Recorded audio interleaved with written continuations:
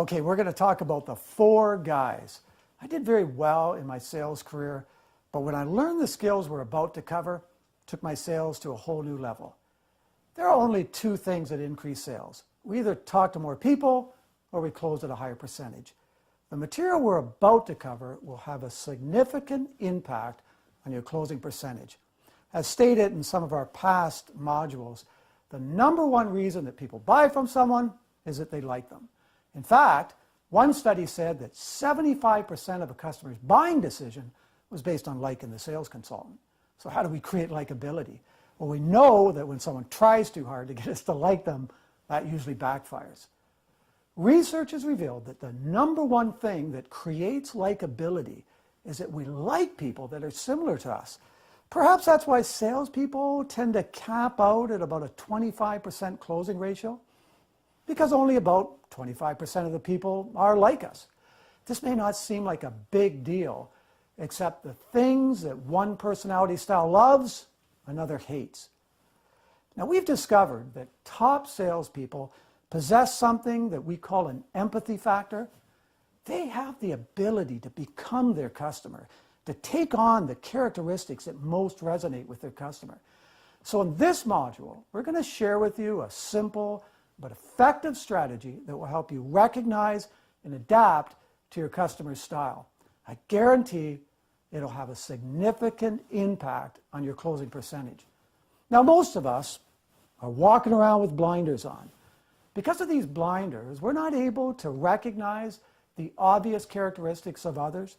When these blinders are removed and our eyes are open, it's easy to spot the style preference of others. So to explore what these blinders are, I'm going to introduce you to 4 guys. These 4 guys we all know, perhaps you're one of them. And the 4 guys we're going to call the product guy, the make it fun guy, the get it done guy, and the rapport builder. Most of us, in terms of our preeminent style, fall into one of these 4 categories. So let's review each. We're going to start with the product guy. Now, of course, he loves the product. Now, he assumes that everyone else is also very interested in the nitty-gritty details about the product. When he meets another product guy, it works. Now, often, though, when you notice him with a customer, here's what the customer will look like. They'll have a blank, bored look on their face. Welcome to Zosky Motors. I hope I can help you with your research and provide you all the information you need to make the perfect choice. I need to spend some in-depth time with you, though, so regarding your needs. Can we get started with that? Now let's talk about the make it fun guy. If you ask him what he does that works for him, he'll tell you that he lightens the mood and he tells a joke. When he meets another fun guy, they have a great time together. It really works. But when it doesn't work, he tends to blame the customer.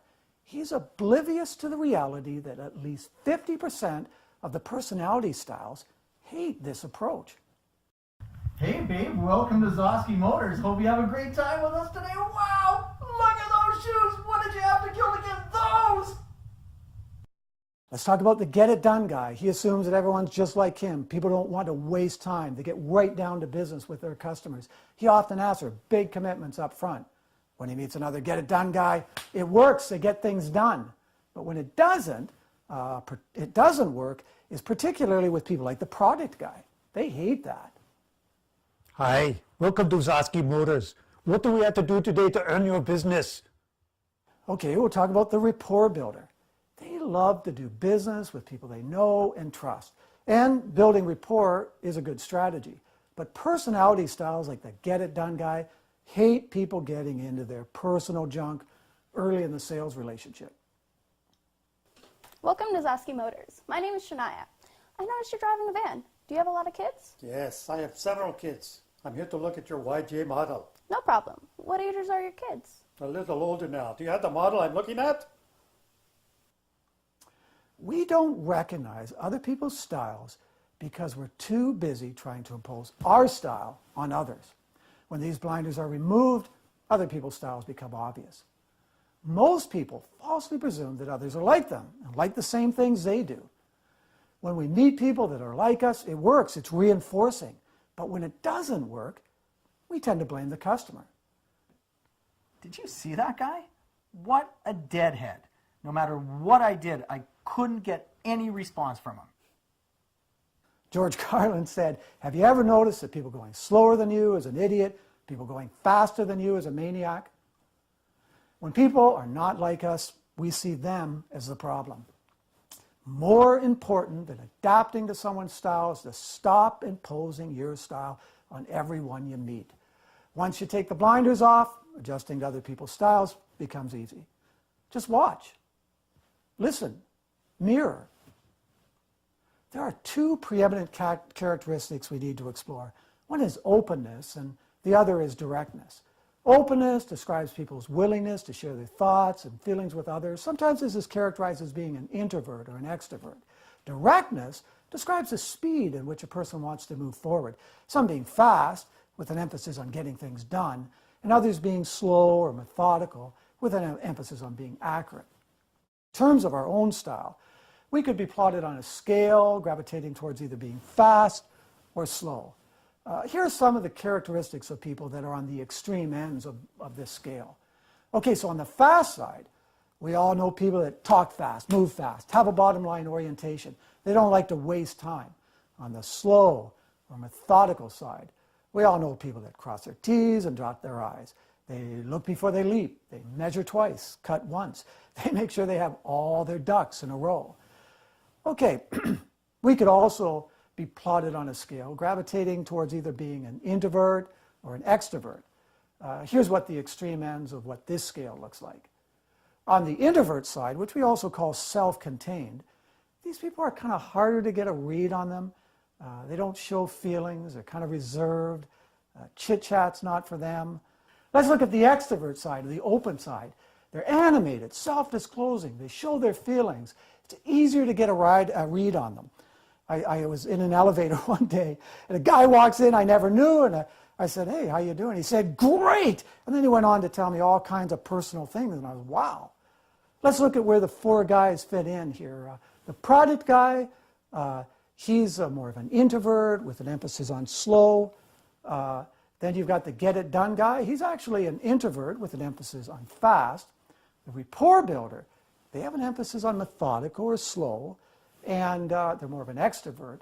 Whereas the make-it-fun guy is, of course, both a fast orientation and an extrovert. When you meet other people, start looking for signs that tell you what they're gravitating towards. Believe me when I tell you that once you remove these blinders, it's easy. Just for the fun of it, when I meet others, I see how fast I can recognize another person's style. In fact, sometimes I keep a little piece of paper with me and I jot down on that paper how many seconds it takes me before I've nailed it. Let's look at some examples. Hi, Jim. I'm Sam Connolly with APS Performance. It's great to meet you. Yeah, good to meet you also. How much time do you think this is going to take today? It should take 90 minutes. Let me propose 3 things we can focus on. We will review changes to this year's quality initiative. We can explore skills gaps that may exist. Then we will draft the next step plan. Does that work for you? That sounds great. Jim was a get-it-done guy. He relaxed more when he was given a clear timeline and an agenda. Hi, Craig. I'm Sam Connolly with APS Performance. It's great to meet you. Hi, Sam. I've printed out your emails and the information you've sent me and have a list of questions I'd like to review with you. I've set aside the time for this today and hope I can get all the detail I need in order to move forward. We'll take the time today that is required. I want to make sure that we cross the T's and dot our I's. I also have some questions I have prepared for you. How do you want to proceed? Craig's a product guy. Language that suggested detail and being thorough resonated with him. Hi, Craig. I'm Sam Connolly with APS Performance. It's great to meet you.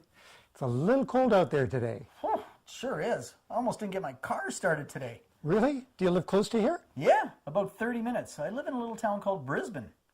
I know Brisbane. Are you in the city or out in the country? Well, I'm on concession 2 just outside of town. I moved there about 4 years ago.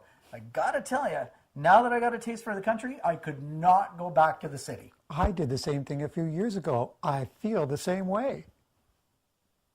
George was a rapport builder. Before getting down to business, he likes to exchange information and get to know the person he's dealing with. When you meet people, see how fast you can determine their style. Students of mine, they regularly tell me stories of how easy it's been for them to adjust to others now that they've let go of their style and stopped trying to impose it on others. Okay, I hope you found this fun, so let's do a summary. Maybe that's because I'm the make it fun guy, but no, I'm just kidding. We like people that are similar to us. We tend to impose our style preference on others. When we stop doing this, it's easier to recognize the style preference of our customers. Speed and openness are two preeminent characteristics to look for.